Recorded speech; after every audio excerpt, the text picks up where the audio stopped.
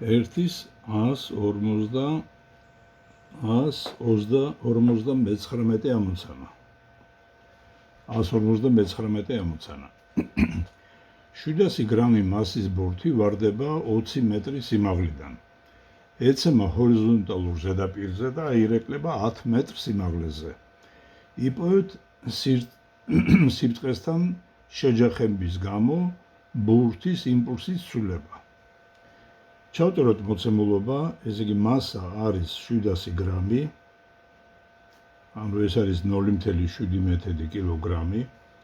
ის ვარდება A1 უდრის 20 მეტრი სიმაღლიდან და მერე აირეკლება A2 უდრის 10 მეტრ სიმაღლეზე. გვეკითხებიან იმპულსის ცვლილებას. დელტა P არის კითხვის ნიშანი. ხო, ეხლა მოდით დავხატოთ სურათი. ეს არის ის ბრტყელი ზედაპირი, რომელზედაც ვარდება ბურთი. თავიდან იყო ეს ბურთი A2 სიმაღლეზე. გაუშვეს ხელი, მოდის ეს იგი აჩქარებულად, ჟეაჩქარებით, იგულისხმება, რომ ჰაერის წინამდებობა არ არის. აქ დაჯახების წინ, უშუალო დაჯახების წინ, აქვს რაღაცა V1 სიჩქარე, რომელიც ვერტიკალურად ქვევით არის მიმართული. ხოლო დაჯახების მერე ის აირეკლება და ზევით მიდის რაღაცა V2 სიჩქარით. ამიტომაც ადის უფრო ნაკლებ სიმაღლეზე. ეხლა არეკლა რო ყოფილიყო აბსოლუტურად რეკადი, იგივე სიმაღლეზე ავიდოდა. ეხლა კი გვეუბნებიან, რომ ავიდაო ესე იგი 2 სიმაღლეზე. თავიდან ვარდება A1 სიმაღლიდან, მერე აირეკლება A2 სიმაღლეზე. ხო, მოდი ჯერ ვიპოვოთ, რა სიჩქარე ქონდა უშუალოდ დაჯახების წინ. ამისათვის ჩავწეროთ ამ სხეულის მოძრაობა ვერტიკალურად ზეიდან ქვევით. აჩქარებული მოძრაობა არის უსაწყისო სიჩქარით და ჟ თავისუფალი ვარდნის აჩქარება აქვს. A1 იქნება V1-ის კვადრატი 2ჟ-ზე. აქედან V1-ის კვადრატი არის P-2 2ჟ A1. ისე V1 არის P-2 2ჟ A1. ეხლა, როდესაც სხეული აირეკლება, რაღაცა V2 სიჩქარით ავაზევით. ეხლა არის შენელებული მოძრაობა, ამიტომ V2-ის კვადრატი იქნება, შენელებული მოძრაობა არის სრულ გაჩერებამდე. აი აქ უმაღლეს წერტილში სიჩქარე ისევ 0-ის ტოლი არის. ამიტომ A2 იქნება V2-ის კვადრატი 2ჟ-ზე და აქედან V2 არის P-2 2ჟ A2. ეხლა მოდით რაც შეეხება იმპულსებს. დავხატოთ საწყისი იმპულსი, იგივე სურათზე.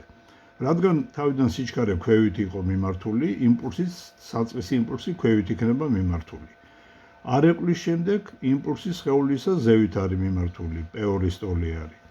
მოდით დავაგეგმილოთ, ესე იგი, შემოვიღოთ ღერძი Y, რომელიც მიმართავ ვერტიკალურად ზევით და დელტა P განმარტების თანახმად ეს არის მეორე იმპულს, საბოლოო იმპულს გამოკლებული საწყისი იმპულსი. დავაგეგმილოთ ეს Y ღერძზე, დელტა P Y იქნება P2 მინუს P1, იმიტომ რომ P2-ის Y არის P2-ის ტოლი, ხოლო P1Y არის მინუს P1-ის ტოლი. ამიტომ აქ როცა შევიტანთ იმპულსის ცვლილებაში, ეს აქ მოგცემს მინუს, ხო? ამიტომ ესე იგი დელტა P იქნება P2 პლუს P1. მარსადმე დელტა P სიდიდით იქნება MV2 პლუს MV1 და მიმართული არის ვერტიკალურად ზევით. ეს იყო 129 ამოცანა ბოდიში, 129. ერთის 140 ამოცანა. 1000 ნიუტონი წონის ურო თავისუფლად ვარდება ნულოვანი საწყისი სიჩქარით 5 მეტრი სიმაღლიდან და ეცემა გრდემლზე. იპოვეთ დარტყმის საშუალო ძალა, თუ მისი ხანგრძლივობა 0,2 წამია. ჩათვალეთ, რომ ურო გრდემლიდან არ აირეკლება. ჩავწეროთ პირობა, ესე იგი წონა მოდით აღვნიშნოთ, ესე იგი ნუ პედიდით პედიდი არის ესე იგი იგივე რაც mg და ეგ არის 1000 ნიუტონის ტოლი. სიმაღლე საიდანაც უროვარდება არის 5 მეტრის ტოლი. და დარტყმის დრო t დარტყმის ხანგრძლივობა არის 0.01 წამი. და გვეკითხებიან საშუალო ძალას F საშუალო არის კითხვის ნიშნის ტოლი. ნუ ჯერ დავიწყოთ იმით რომ ეს საშუალო დარტყმის ძალა F საშუალო ეს არის იმპულსის ცვლილება შეფარდებული იმ დროსთან რა დროშიც ეს ცვლილება მოხდა. ეხლა მოდით ვნახოთ, ნუ ცხადია ამას დაგეგმილება დაგვჭირდება, მაგრამ მოდით ვნახოთ ესე იგი ჯერ სურათზე როგორი სიტუაცია გვექნება. ეს არის თქვათ ის გრდემლი, რაზედაც ეცემა ურო თავიდან იყო 5 მეტრ სიმაღლეზე და რო წამოვიდა დაეცა აქა, ესე იგი მაგან დააგროვა სიჩქარე.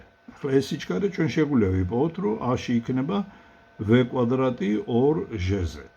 რადგან აქ სიჩქარე ქონდა, მასშტაბე აქ ექნება იმპულსი საწყისი. მოდი ეს პენოლით აღნიშნოთ იმპულსი. რადგან ის არ აირეკლა საბოლოო იმპულსი, ესე იგი p საბოლოო, იქნება 0-ის ტოლი. ამიტომ იმპულსის ცვლილება იქნება p საბოლოოს გამოკლებული p0, ესე იგი p საბოლოო არის 0-ს მინუს p0 და დელტა p ვექტორი გამოვა მინუს p0-ის ტოლი. ეხლა მოდით ღერძი მიმართოთ ვერტიკალურად ზევით. ესე იგი y-ის ზევით არის მიმართული. ხო და მაშინ ესე იგი რო დავაგეგმილოთ ესე იგი ეს დელტა py არის მინუს p0y-ის ტოლი.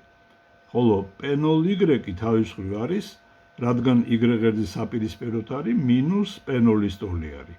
ამიტომ არის მინუს m შესაბამისი სიჩქარეზე და სიჩქარე აქედან შეგვიძლია ვიპოვოთ v არის ფსვ 2g-აშიდან მინუს m ფსვ 2g-აშიდან. ასე რომ დელტა py გამოგვივა აქ წინ მინუსია კიდე ერთი მინუსი m ფსვ 2g-აშიდან. ხო და აქედან უკვე დარტყმის ძალა F საშუალო იქნება, ნუ ეს მოდით ჯერ ვექტორულად დავწეროთ დელტა p გაყოფილი t-ზე, დავაგეგმილოთ ახლა ეს f y ღერძზე, იქნება დელტა p y შეფარდებული t-ზე. და ეს გამოვა m ფსვ 2g-აშიდან შეფარდებული დარტყმის ძალაზე. ნუ ჩვენ მას არ გვაქვს მოცემული, მაგრამ წონა გვაქვს მოცემული, p დიდი არის mg, აქედან m იქნება ეს წონა p დიდი შეფარდებული g-ზე, იმპულსში არ აგერიოთ. ესე იგი fy-ისთვის მექნება საბოლოო ჯამში p დიდი შეფარდებული g-ზე, ფსვ 2g-აში შეფარდებული t-ზე. აი ჩვენ ძალა რომელიც ვიპოვეთ, ეს იყო ის ძალა რომელიც აი ამ უროზე მოქმედებდა. და უროზე მოქმედებს, როგორც ვნახეთ, ესე იგი ეს ზალა fy იქნება ზევით მიმართული. მაგრამ ნიუტონის მესამე კანონის თანახმად იგივე ზალა იმოქმედებს, ესე იგი აი ამ გრდემლზე, რაზედაც დაეცა. უბრალოდ ქვევით იქნება მიმართული. ასე რომ აი გრდემლზე მოქმედი საშუალო ზალა სიდიდით აი ამ ჩვენს მიერ ნაპოვნი ზალის ტოლი იქნება. მიმართულებები საპირისპიროდ აქვთ ამ ძალებს. 151 ამოცანა. 1 კილოგრამი მასის სხეული თანაბრად მოძრაობს წრეწირზე 2 მეწამის სიჩქარით. იპოვეთ სხეულის იმპულსის ცვლილება წრეწირის სიგრძის მეოთხედის გავლის შემდეგ. ჩავწეროთ მონაცემები, მასა არის 1 კილოგრამი, სიჩქარე არის 2 მეტრი წამი და გვეკითხებიან იმპულსის ცვლილებას დელტა p რისი ტოლი არის მეოთხედი წრეწირის გავლის შემდეგ. ხო, ნუ დავხატოთ ესე იგი წრეწირი, რომელზედაც ეს სხეული მოძრაობს. მოდით ჩავთვალოთ თავიდან რომ იმყოფებოდა a წერტილში. სიჩქარე არის მხების გასწვრივ და ასევე არის იმპულსი. მოდი ბარემ იმპულსებზე ვილაპარაკოთ თავიდანვე. ესე იგი ეს mv ესე არის მიმართული. მეოთხედი წრისა როცა გაივლის მეოთხედი წრის მეოთხედს ის მოვა აი ამ b წერტილში. ასე რომ ეს იყო mv0, ეს არის mv საბოლოო იმპულსი და დელტა p ვექტორი ეს არის mv-ს გამოკლებული mv0. გეომეტრიულად რო ვიპოვოთ ეს სხვაობა, ესე იგი ერთ წერტილში უნდა ავაგოთ ესე იგი ეს ვექტორები, ეს არის mv0, ხო და mv-ს რო გამოვაყოთ mv0, აი ეს ვექტორი იქნება. აი ეს არის დელტა p ვექტორი. ხოლო მისი სიდიდე შეგვიძლია პითაგორას თეორემით დავთვალოთ. დელტა p სიდიდე იქნება კვადრატული ფესვი mv კვადრატს პლუს mv კვადრატი, იმიტომ რომ v0 სიდიდით v-ს უდრის, mv კვადრატში ჭრილებში უნდა ჩავსვათ, ხო? ეს იქნება ფესვი 2-ჯერ mv კვადრატიდან, ანდა იქნება mv ფესვი 2-დან. 152 ამოცანა.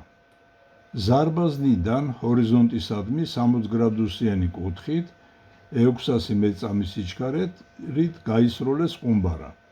ტრაექტორიის უმაღლეს წერტილში ყუმბარა გასკდა ორ თანაბარ ნაწილად. ერთ-ერთი ნამსხვრევი იწყებს ვარდნას ვერტიკალურად უსაწყისო სიჩქარით. განსაზღვრეთ მეორე ნამსხვრევის სიჩქარე. ესე იგი, მოცემულია, რომ ალფა არის 60 გრადუსი, V0 არის 600 მეტრი წამში და ერთ-ერთი ნამსხვრევის სიჩქარე V1 არის 0-ის ტოლი. ხო და გვეკითხებიან, რისი ტოლი არის მეორე ნამსხვრევის სიჩქარე, თუ ეს ყუმბარა უმაღლეს წერტილში გასკდა. ხო, ეხლა მოდი დავხატავთ ესე იგი ეს სურათი, ეს არის საწყისი სიჩქარე V0, ეს არის დედამიწის ზედაპირი, ეს მოძრაობდა აი უმაღლეს წერტილში რომ მოვიდა, აი აქ გასკდა. აი პირველი წერტილი იწყებს ვარდნას და V1 0 აქვს. ესე იგი ეს პირველი წერტილი ესეთნაირად ჩამოვარდება. ჩვენ გვეკითხებიან რისი ტოლი არის მეორე ნამსხვრევის სიჩქარე. რა სიჩქარით წავა მეორე ნამსხვრევი. მოდით გავიხსენოთ, რომ ესე იგი ეს მოძრაობა ჰორიზონტისადმი კუთხით გასროლილი სხეულის მოძრაობა იშლება ორ მოძრაობად. ერთი არის x ღერძის გასწვრივ წრფივი თანაბარი მოძრაობა, ხოლო y ღერძის გასწვრივ არის როგორც საწყისი სიჩქარით ასროლილი სხეულის მოძრაობა. ესე იგი x ღერძის გასწვრივ არის თანაბარი მოძრაობა აი ამ მდგენელით, v0x მდგენელით, ხოლო y ღერძის გასწვრივ აქვს v0y საწყისი სიჩქარით ასროლილი სხეულის მოძრაობასავით არის. ეხლა როცა ამ წერტილში მოვა ესე იგი ეს ყუმბარა, ხო? მას მოდი ვნახოთ რა სიჩქარე ექნება. ესე იგი ცხადია მის სიჩქარე იქნება v0x-ის ტოლი. ესე იგი ამ ზედა წერტილში სიჩქარე v0x-ი ეს არის v0 გამრავლებული კოსინუს ალფა. რატო? იმიტომ რომ ამ მიმართულებით მოძრაობა თანაბარი არის. ეხლა ჩვენ გვითხრეს რომ ეს ყუმბარა ორ თანაბარ ნაწილად გაიხლიჩაო, ესე იგი m1 m2-ის ტოლი არის და არის მთელი მასის ნახევარიო. საწყისი იმპულსი ამ მდგომარეობაში იქნება m გამრავლებული v0x-ზე. ეხლა ეს იმპულსი რისი ტოლი არის? ეგუდრის იმპულსს გასკტომის შემდეგ. გასკტომის შემდეგ პირველი ნაწილის იმპულსი 0 არის. პლუს მეორე ნაწილის იმპულსი იქნება m ნახევარი v2. ნუ კიდევ ერთხელ გადავწეროთ, v0x-ი შეგვიძლია შევიტანოთ v0 კოსინუს ალფა უდრის m ნახევარი v2. ეს m-ები გაიკვეცება და v2 იქნება 2-ჯერ v0 კოსინუს ალფა და ეს v2 არის ესე ჰორიზონტალურად მიმართული. ამიტომ გასკტომის შემდეგ მეორე ნატეხი წავა იგივე x მიმართულებით აი ესეთი სიჩქარით 1/153. 200 ნიუტონი წონის ტვირთი ხახუნის გარეშე ჩამოსრიალდა დახრილი სიბრტყიდან უძრავ ბაქანზე დააყრილ ქვიშაზე.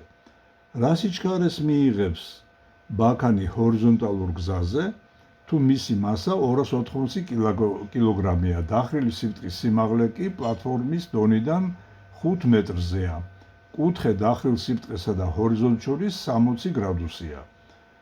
ნუ ჩათვალეთ, რომ ბაქანი მოძრაობს ხახუნის გარეშე. ესე იგი, წონა პედიდი ტვირთისა არის 200 ნიუტონი. ესე იგი, დახრილობის კუთხე დახრილი სიბრტყის არის 60 გრადუსი. დახრილობის კუთხე დახრილი სიბრტყის სიმაღლე არის 5 მეტრი. ბაქანის მასა, რომელიც ჰორიზონტალურ გზაზე გააგრძელებს მოძრაობას 280 კილოგრამია და ნუ ხახუნი არ არის, ესე იგი აქ იგულისხმება და ესე იგი გვეკითხებიან რა სიჩქარით გააგრძელებსო ბაქანი მოძრაობასო. ნუ V1-ით აღნიშნოთ. V1 არის კითხვის ნიშნის ტოლი. მოდით დავხატოთ ჯერ სურათი. ესე იგი ეს ჰორიზონტალური უბანი არის. ესე იგი ეს არის ჩვენი დახრილი სიბრტყე. ესე იგი ეს არის დახრილი სიბრტყის სიმაღლე A-ში, ეს არის ალფა. აქ იყო რაღაცა ტვირთი, რომელიც ჩამოსრიალდებოდა, აი აქ დააგროვებდა რაღაცა სიჩქარეს. მე ამ სიჩქარით, ესე იგი აი ეს არის ის ბაქანი, რომელიც აი ეს რელსებზე დგას. და ეს ტვირთი, ესე იგი აი ამაზე შემოორდება და მე ეს ამის მიმართ გაჩერდება და მე ეს ერთიანად ეს ბაქანი და ეს ტვირთი ერთიანად დაიწყებენ მარცხნივ მოძრაობას.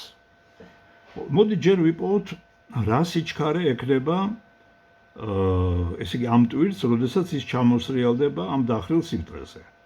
ამისათვის მოდით ვიპოვოთ რა აჩქარება ექნება მას. აჩქარების მოსაძებნად უნდა გამოვიყენოთ ნიუტონის მეორე კანონი, დავხატოთ ძალები, მოქმედებს mg, ეს n რეაქციის ზალა. სხვა ძალები აქ აღარ მოქმედებს, რადგან ხახუნი არ არის და დავწეროთ ნიუტონის მეორე კანონი. mg + n უდრის m-ს. დავაგეგმილოთ, ესე იგი ეს აი ამ x ღერძზე.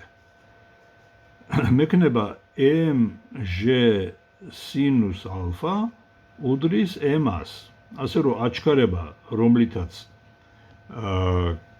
ეს ჩამოსრიალდება, ესე იგი ეს ტვირთი, იქნება g სინუს ალფას ტოლი. მეორე სურვილი ის გაივლის აი ამ რაღაცა L მანძილს. მოდით ეს L-ი აღვნიშნოთ ეს სიგრძე.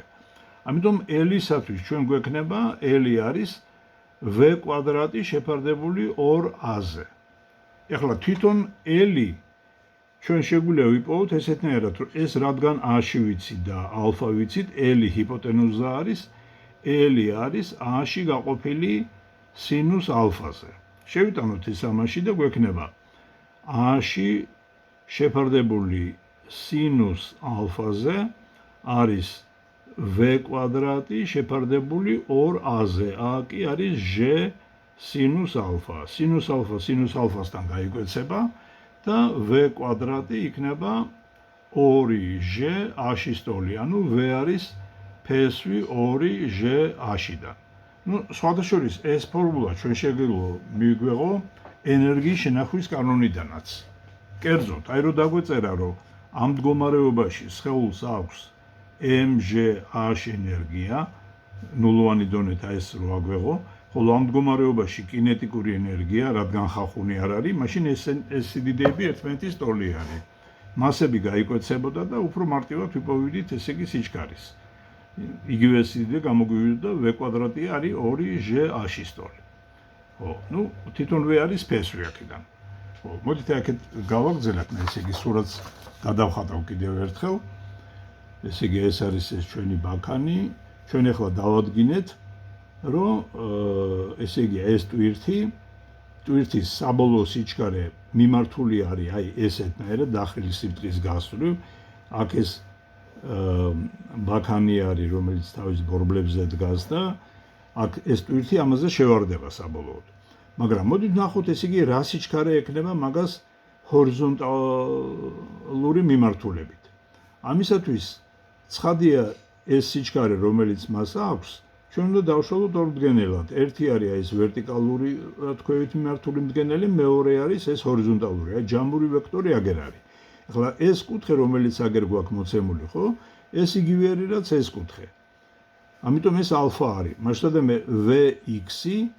Vx ეს არის აი ჩვენ რო ვიპოვეთ V გამრავლებული კოსინუს ალფაზე. მასშტაბე Vx არის ფესვი 2G-დან გამრავლებული კოსინუს ალფაზე. ეხლა ამის შემდეგ შეგვიძლია იმპულსის შენახვის კანონი ჩავწეროთ. ეხლა ამ ტვირთს x ღერძის გასწვრივ სანამ შევარდებოდა ამ ბაქანზე რა იმპულსი ქონდა? ქონდა mvx. მერე რა მოხდება? მერე რადგან ეს ქვიშიანი ბაქანი არის, ეს ამაზე გაჩერდება და როგორც ერთიანი სისტემა ისე იმოძრავებენ m + mdd v1. ამიტომ ახლა აქედან v1 იქნება mvx m + mdd. გადავწეროთ კიდევ ერთხელ, v1 იქნება m, vx არის ფესვი 2G-ში გამრავლებული კოსინუს ალფაზე m + mdd. ნუ ახლა ჩვენ ამ სხეულის მასა არ გვაქვს მოცემული, მაგრამ მისი წონა გვაქვს, რომელიც შეგვიძლია mg-ი გამოსახოთ. m იქნება ეს წონა გაყოფილი g-ზე და აქ შეგვიძლია v1-ში შევიტანოთ ეს ყველაფერი p დიდი შეფარდებული g-ზე, ფესვი 2G-ში გამრავლებული კოსინუს ალფაზე, p დიდი g-ზე + mdd. აი ამ ფორმულიდან დავთვლით ამ ბაქანის სიჩქარეს. ესე იგი ეს იყო 153 ამოცანა. ეხლა 154 ამოცანა. 150 გრამი მასის ბურთი მართობულად ხვდება კედელს და ირეკლება სიჩქარის სიდიდის შეუცვლელად. იპოვეთ საშუალო ძალა, რომლითაც კედელი მოქმედებს ბურთზე, თუ ბურთის კედელთან ურთიერთქმედების ხანგრძლივობა 0,1 წამია. მოცემულია, რომ მასა არის 150 გრამი, ანუ 0,15 კილოგრამი. ეჯახება კედელს და ირეკლება სიჩქარის სიდიდის შეუცვლელად. ნუ ეჯახებოდა კედელს სიჩქარით მოცემული არის, ეს სიჩქარე არის 10 მეტრი წამში და დაჯახების ხანგრძლივობა არის 0,1 წამი. გვეკითხებიან კედელზე მოქმედის საშუალო ძალა. F საშუალო არის კითხვის ნიშანი. დავხატოთ ეს იგი ეს ჩვენი კედელი, ეს იგი ეს არის ბურთი, მოდის აქად, ეჯახება მას V0 საწყისი სიჩქარით და ეგეთივე სიჩქარით აირეკლება. ეხლა იგივე სურათი ჩვენ შეგვიძლია იმპულსებისთვის დავწეროთ, რადგან სიჩქარე მარცხიდან მარჯვნივ არის, საწყისი იმპულსი ესე არის მიმართული. P0, რომელიც არის mv0. რადგან აირეკლება ესეთი მიმართულებით, ესე იგი mv არის ეს საბოლოო იმპულსი და იმპულსის ცვლილება ΔP ეს არის mv-ს გამოკლებული mv0. მოდი დავაგეგმილოთ, ესე იგი აი ეს m x ღერძზე. x ღერძზე დაგეგმილებით მივიღებთ ΔPx არის mvx minus mv0x. ახლა რო შევიტანოთ ესენი, იქნება mv-ს minus mv0. ნუ v და v0 ემთხოვა ერთმანეთს. ამიტომ ეს იქნება 2mv. ძალა დარტყმის ძალა, ეგ იქნება fx ΔPx შეფარდებული t-სთან. 2mv შეფარდებული t-სთან. ახლა ერთი რამე მინდა რომ გაითვალისწინეთ, რომ ჩვენ ვიპოვეთ ფაქტიურად ის ძალა, რითაც რამაც იმოქმედა აი ამ ჩვენ სხეულზე. ესე იგი ეს სხეულზე მოქმედი ძალა იყო აქეთ ჰორიზონტალურად მარჯვნიდან მარცხნივ მიმართული. ეს იყო fx-ი ჩვენაც ვიპოვეთ. მაგრამ კედელზე იმოქმედებს ამ ძალის ტოლი ძალა საპირისპიროდ მიმართული ნიუტონის მესამე კანონის თანახმად. აი ეს არ აგერიოთ.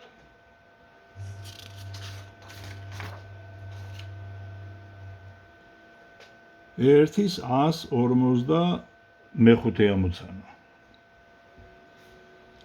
ადამიანი უძრავი ნავიდან 10 მეტრ-წამი ჰორიზონტალური სიჩქარით აგდებს 20 კილოგრამ მასის ტვირთს. რა სიჩქარეს მიიღებს ნავი, თუ მისი მასა ადამიანთან ერთად ტვირთის გადაგდებამდე იყო 220 კილოგრამი. ჩავწეროთ ეს იგი, რომ საერთო მასა იყო 220 კილოგრამი, რაღაცა ტვირთისა, ტვირთი არის მისი სიჩქარე არის 10 მეტრი-წამი, მისი მასა m ტვირთისა არის 20 კილოგრამი და გვეკითხებიან რა სიჩქარეს შეიძენს ადამიანი ნავთან ერთად. ადამიანი არის კითხვის ნიშანი. დავხატოთ ეს სურათი, ეს არის თქვა ადამიანი დგას, აქ ხელში ეს ტვირთი უჭირავს და საწყის მომენტში სისტემა გაჩერებულია. საწყის იმპულსი ამიტომ 0-ის ტოლი არის. მერე ეს ტვირთი ამოძრავდება აი ამ მიმართულებით, ეს იქნება m ტვირთისა v ტვირთზე პლუს ეხლა დარჩენილი სისტემის მასა იქნება აი ამ m-ს მინუს m ტვირთისა. გამრავლებული v ადამიანიდან ნავი ერთად იმოძრავებენ. ამიტომ ესეთნაირად დავწერეთ. ხო? ეხლა მოდით დავაგეგმილოთ ეს აი ამ x ღერძზე, გვექნება 0 უდრის m ტვირთის v ტვირთზე პლუს m-ს მინუს m ტვირთი v ადამიანზე. ადამიანის სიჩქარე გვინდა ვიპოვოთ, ასე რომ მინუს m-ი მინუს m ტვირთისა v ადამიანზე უდრის m ტვირთისა v ტვირთზე. ასე რომ v ადამიანის იქნება მინუს ნიშნით m ტვირთი v ტვირთი m დიც მინუს m ტვირთი. ახლა ეს მინუს ნიშანი იმაზე მეტყველებს, რომ ეს ადამიანი და ეს ნავი ამოძრავდებიან x ღერძის საპირისპირო მიმართულებით. 156. ადამიანი უძრავი ნავიდან 10 მეტრ-წამი ჰორიზონტალური სიჩქარით ბოდიში იგივე 156. 20 კილოგრამი მასის ბურთულა 1 მეტრ-წამის სიჩქარით ვარდება დრეკად ფილაზე და ასეთივე აბსოლუტური მნიშვნელობის სიჩქარით უკურსხლდება. რა ძალით მოქმედებს ბურთულა ფილაზე, თუ დაჯახების ხანგრძლივობა 0,2 მეტრ-წამია. ესე იგი 156 ამოცანას ვაკეთებთ, ხო? ესე იგი მოცემულია მასა არის, ესე იგი 20 გრამი, კილოგრამებში 0,02 კილოგრამი. სიჩქარე, რომელთაც ეჯახება, ეს არის 1 მეტრი-წამი და ასეთივე სიჩქარით აირეკლება. და t არის, ესე იგი 0,2 წამი. გვეკითხებიან ანალოგიურად, ესე იგი რა ძალა მოქმედებდაო რა ძალით მოქმედებს ბურთულა ფილაზე. ესე იგი ფილაზე მოქმედი ძალა. ესე იგი f-ით ავუნიშნოთ, f არის კითხვის ნიშანი. ხო, მოდი დავხატოთ ახლა რა მდგომარეობა გვაქვს, ესე იგი აქ. ეს არის ის ზედაპირი, რაზედაც ეცემა ბურთულა და მოდით ნახოთ, ესე იგი რა ძალები მოქმედებენ, ესე იგი ამ ბურთულაზე. ბურთულაზე მოქმედებს mg ძალა, მოქმედებს რეაქციის ძალა n. და ტოლქმედი ძალა ამათი იქნება n-ს პლუს mg ძალა. აი ნიუტონის მეორე კანონის თანახმად ტოლქმედი ძალა უდრის იმპულსის ცვლილების შეფარდებას იმ დროსთან, რა დროშიც ეს ცვლილება მოხდა. ეხლა საბოლოო იმპულსი ამ სხეულისა ზევით არის მიმართული და ის არის ესე იგი mv სტოლი. საწყის იმპულსი ქვევით არის მიმართული და ის არის სიდიდით იგივე mv სტოლი.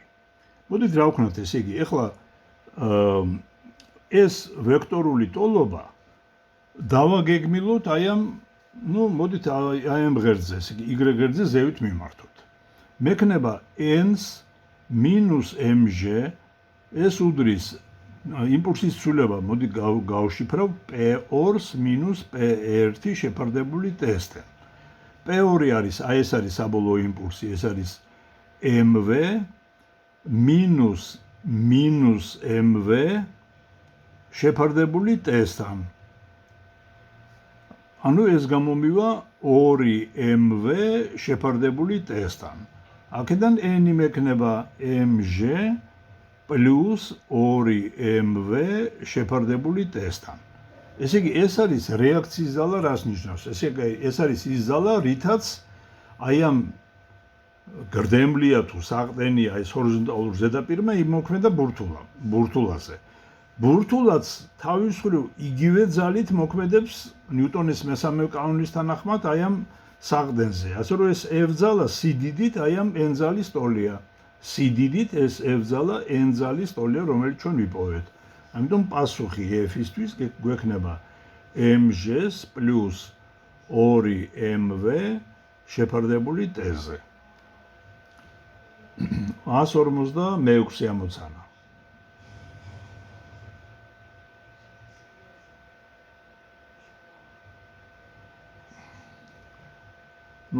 შევეცდები რომ აქ დავტვიო 157 ამოცანა.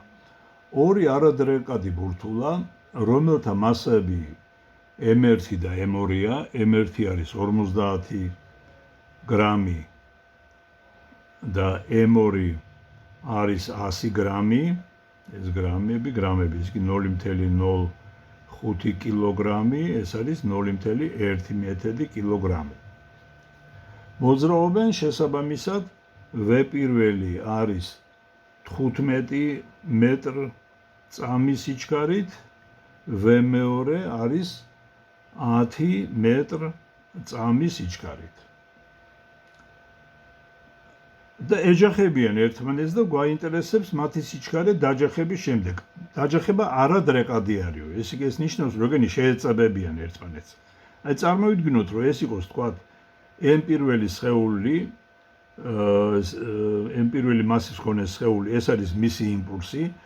მეორე სხეული მას ეჯახება m2 v2 იმპულსით, ხო?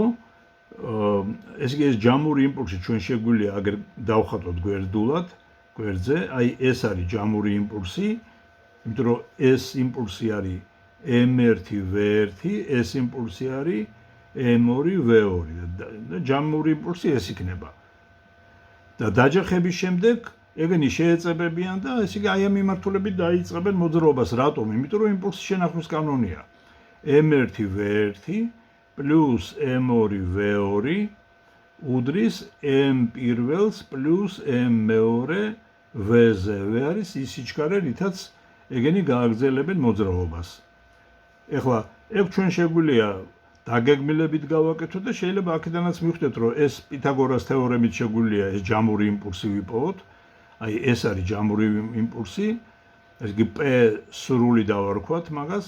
ეს არის კვადრატული ფესვი m1 v1 კვადრატს plus m2 v2 კვადრატიდან ფესვი. მეორე მხრივ ეს p სრული იმპულსი აი ამ ფორმულის თანახმად ეს არის m1-ს plus m2 გამრავლებული v-ზე.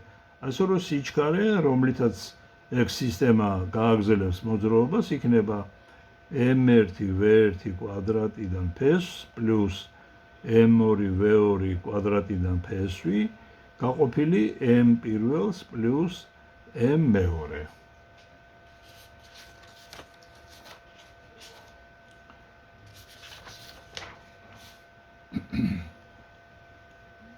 ას 52 ამოცანა.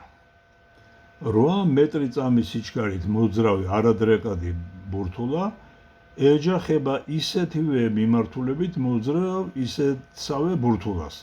იპოვეთ ბურთულების ერთობლივი მოძრაობის სიჩქარე დაჯახების შემდეგ თუ ბურთულების სიჩქარე დაჯახების შემდეგ დაჯახება შეადგენდა პირველი ბურთულის სიჩქარის ნახევარს. ესე იგი კარგით, ესე იგი V პირველი არის ესე იგი 8 მეტრი წამი, ეს მოცემულია. ეჯახება ისეთივე მიმართულებით მოძრავ ისეთივე ბურთულას, ესე იგი მასები ტოლი არისო. M1 უდრის M2-ს, ეს მოცემულია. იპოვეთ ბურთულების ერთობლივი მოძრაობის სიჩქარე დაჯახების შემდეგ თუ მეორე ბურთულის სიჩქარე დაჯახებამდე შეადგენდა პირველი ბურთულის სიჩქარის ნახევარს. ესე იგი V მეორე იყო V პირველის ნახევარი, ან ტოლი ყოფილა 4 მეტრ წამის. საბოლოო სიჩქარეს გთხოვენ. მოკლედ, ეს არის მეორე ბურთულა M2V2, მას ფაქტურად ეწევა პირველი ბურთულა, რადგან მისი სიჩქარე მეტი არის. დაჯახების შემდეგ ეგენი შეეწებენ და როგორც ერთიანი სხეული იმოძრავებენ რაღაცა V სიჩქარით. დაიწერება იმპულს შენახვის კანონი ესეთნაირად: M1 V1 პლუს M2 V2 უდრის M1 პლუს M2 V-ზე. ასე რომ V იქნება M1 V1 პლუს M2 V2 შეფარდებული M1 პლუს M2. ნუ მასები ტოლი არის, ამიტომ ეს დაიწერება ესეთნაირად, ეს M ნახევარი გავაფრთხილებს გარეთ V1 პლუს V2, ეს კი M-ი არის საერთო მასა, ხო?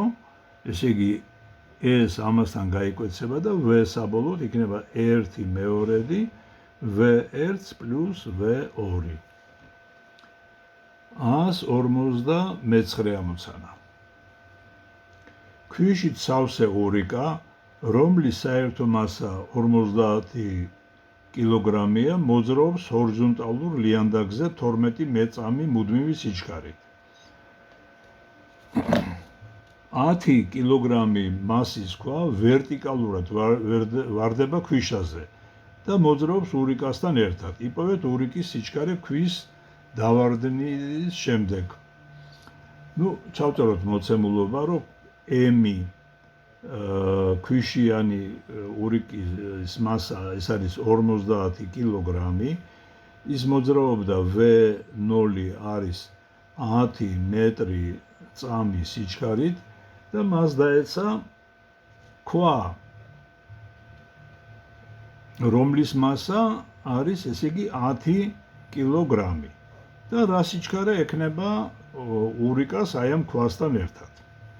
დავხატოთ ესე იგი ეს სურათი, ეს არის ჩვენი ურიკა, ეს არის ქვიშაყრია, ესე იგი მოძრაობდა ესე იგი ამ მიმართულებით, ეს იყოს თქვათ X ღერძის გასწვრივ, ესე იგი მისი იმპულსი იყო MV0 საწყისი იმპულსი. მერე დაეცა მას ქვა და ეხლა უკვე ქვა და ურიკა ერთად მოძრაობენ. აი ეს ქვა არის, რომელიც აი ამ ქვიშაში ჩარჩა. ეხლა ამ სისტემის მასა იქნება M-დიც პლუს M პატარა და იმოძრავებს რაღაცა V სიჩქარით.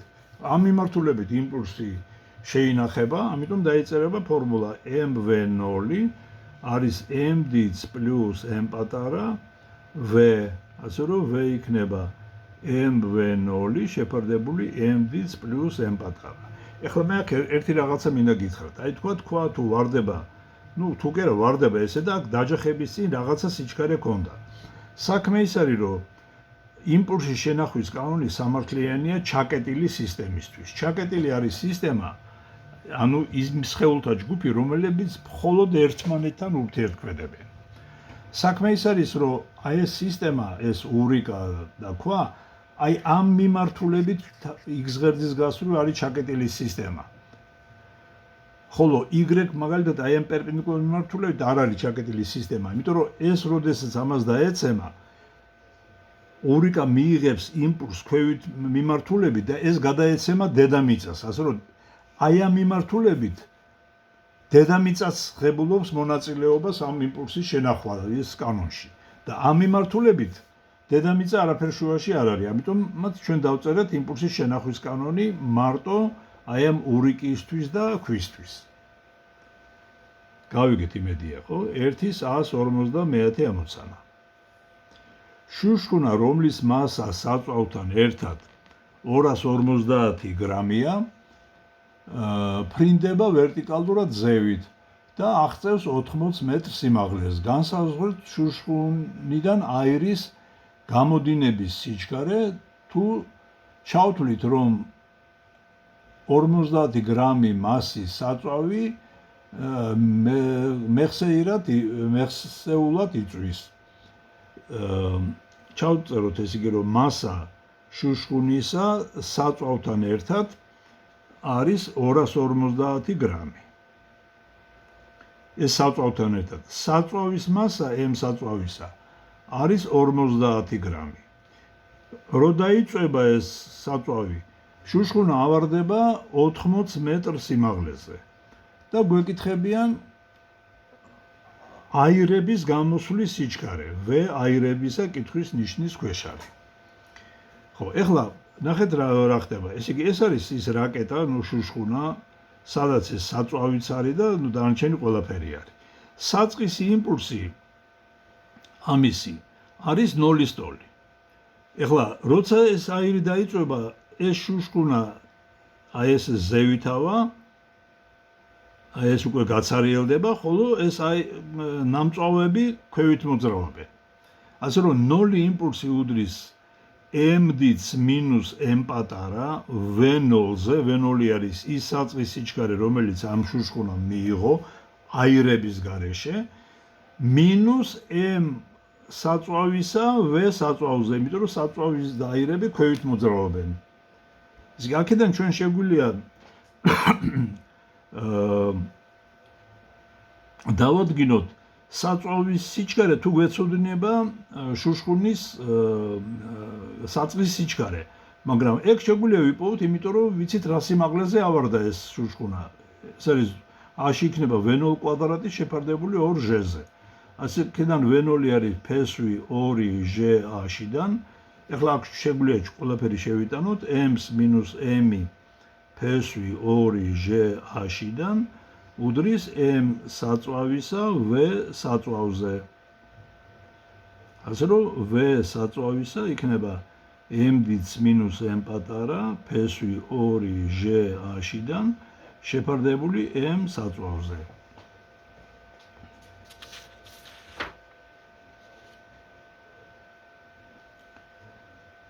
ას 51 ამოცანა.